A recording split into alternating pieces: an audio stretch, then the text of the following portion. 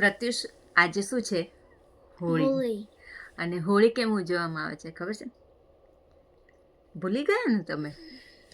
તો હોળી એટલા માટે ઉજવવામાં આવે છે કે અસત્યની ઉપર સત્યનો વિજય. એટલે કે એક હિરણ્યકશ્યપ નામના અસુર રાજા હતા. તે બહુ અહંકારી હતા, અભિમાની હતા. એ એમ જ કે મને જ ભગવાન માનો, હું જ ભગવાન છું, બધા મારી જ પૂજા કરો. તેમના આખા નગરમાં અને બધે એમ જ કે. પણ તેમનો જે પુત્ર હતો એનું નામ હતું પ્રહલાદ. અને તે અને તે કોનો ભક્ત હતો? વિષ્ણુનો ભક્ત હતો. અને તે કોની પૂજા કરતો હતો? વિષ્ણુ. પણ તેના પિતાને હિરણ્યકશ્યપને ગમ્યું નહીં. અને તેને ખબર પડી કે એ વિષ્ણુની પૂજા કરે છે, તો તેને તેના સૈનિકો દ્વારા અલગ અલગ પનિશમેન્ટ આપી. કોઈ વખત પહાડ ઉપરથી નીચે ફેંક્યો, કોઈ વખત નદીમાં ફેંક્યો, કોઈ વખત જંગલમાં છોડ્યો, કોઈ વખત જેલમાં પૂરી દીધો. એમ અલગ અલગ અલગ પેલું છે. તો એ બધી પનિશમેન્ટ આપી. પણ ત્યારે એ શું કરતો? જ્યારે બી પનિશમેન્ટ આપતો એટલે પ્રહલાદ શું કરતો? વિષ્ણુનો જાપ કરતો. નમઃ ભગવતે વાસુદેવાય નમઃ એમ મંત્રો જાપ કરતો. તે ડરતો નહીં અને ફક્ત ભગવાનનું નામ લેતો. ઓમ નમઃ ભગવતે વાસુદેવાય નમઃ.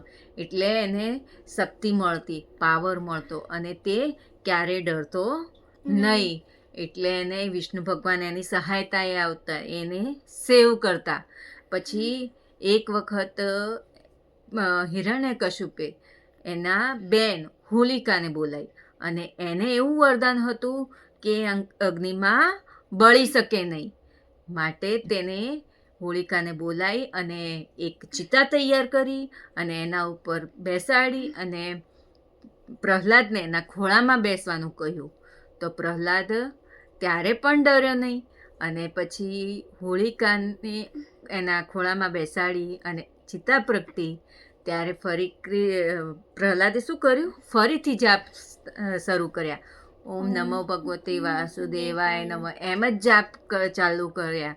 અને પેલી હોલિકા હતી એ બળવા લાગી, કારણ કે એને એ વરદાનને મિસયુઝ કર્યો, કે ખોટા કામ માટે યુઝ કર્યો.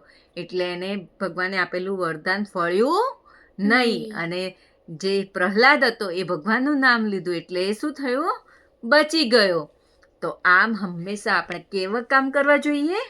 સારા કામ કરવા જોઈએ. અને હંમેશા આપણે કોની પૂજા કરવી જોઈએ? ઈશ્વરની પૂજા કરવી જોઈએ.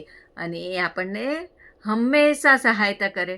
જ્યારે પણ ડર લાગે, જ્યારે પણ આપણને કંઈક સમજાય નહીં, તો ભગવાનને પ્રાર્થના કરવાની કે ઓમ નમો ભગવતે વાસુદેવાય નમઃ. એટલે ઈશ્વર આપણને હંમેશા શું કરે છે? સહાય કરે છે. અમારા સ્ટ્રોંગ બનાવે.